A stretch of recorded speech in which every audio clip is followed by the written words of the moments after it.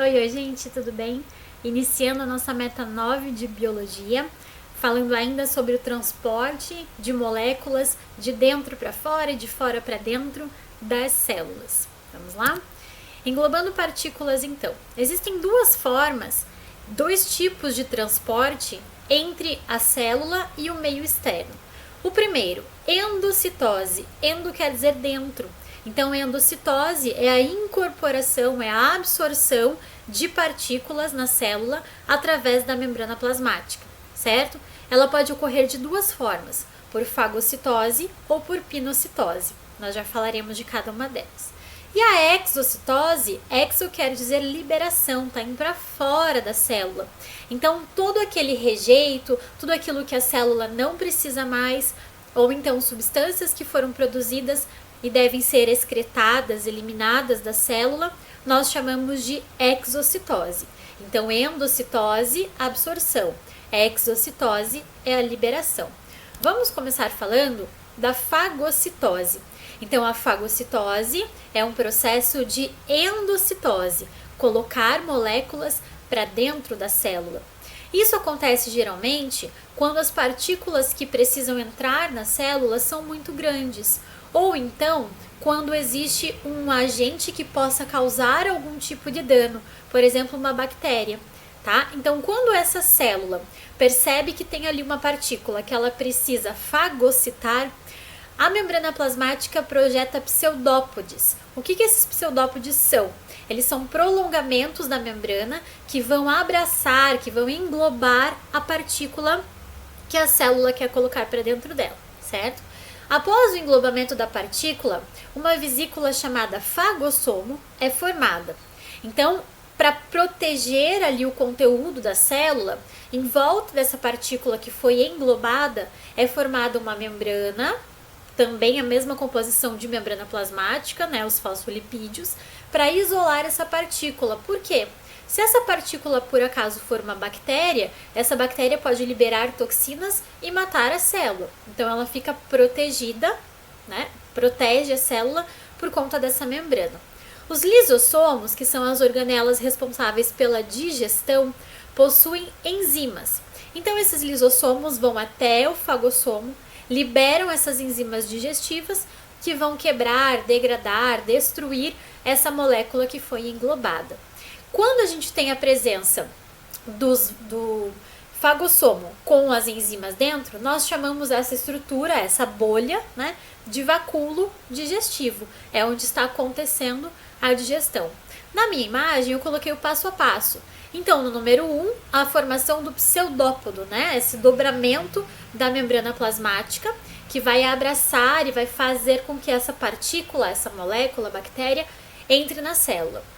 No 2, nós vemos ali que essa partícula foi protegida, isolada por uma membrana, que é o fagossomo. Em 3, nós vemos que os lisossomos enviaram as enzimas digestivas para dentro do fagossomo. E em 4, nós temos então o vacúolo digestivo, ok? Depois que essa substância for digerida, destruída, degradada, enfim, ela será liberada. Como nós já falamos, a liberação de uma substância da célula é chamada de exocitose. A seguir, coloquei para vocês um vídeo que é uma animação desse processo de fagocitose. O áudio está em inglês, mas a gente consegue entender apenas pela imagem, ok?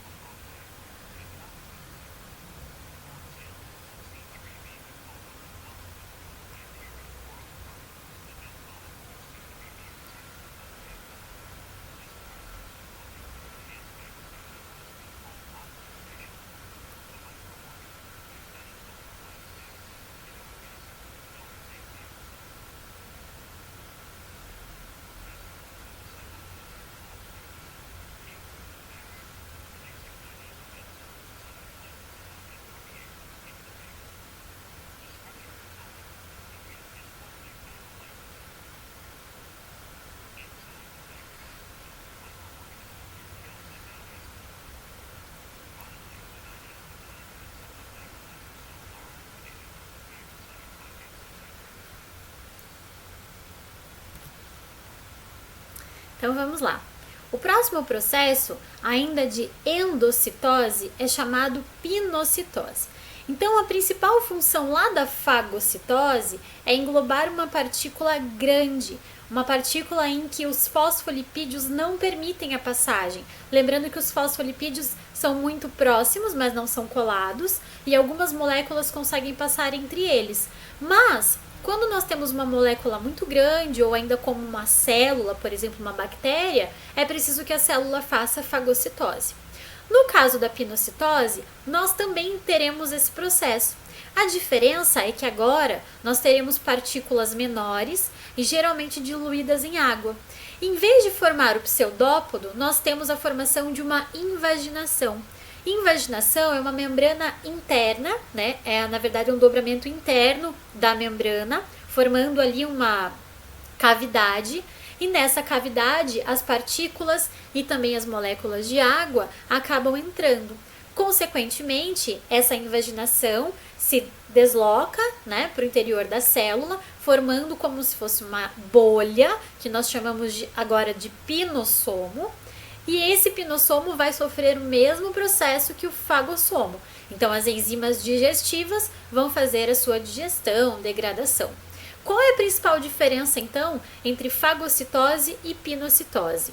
Na fagocitose, eu tenho uma única estrutura grande e a minha célula vai fazer uma projeção com o pseudópodo para abraçar e englobar essa estrutura. Na pinocitose, eu tenho muitas partículas pequenas, geralmente diluídas em água, e a minha membrana plasmática vai sofrer uma invaginação, uma dobra interna, e vai fazer com que essas partículas entrem nessa dobra. Depois que as partículas entraram, é formada então uma vesícula para que aconteça a digestão.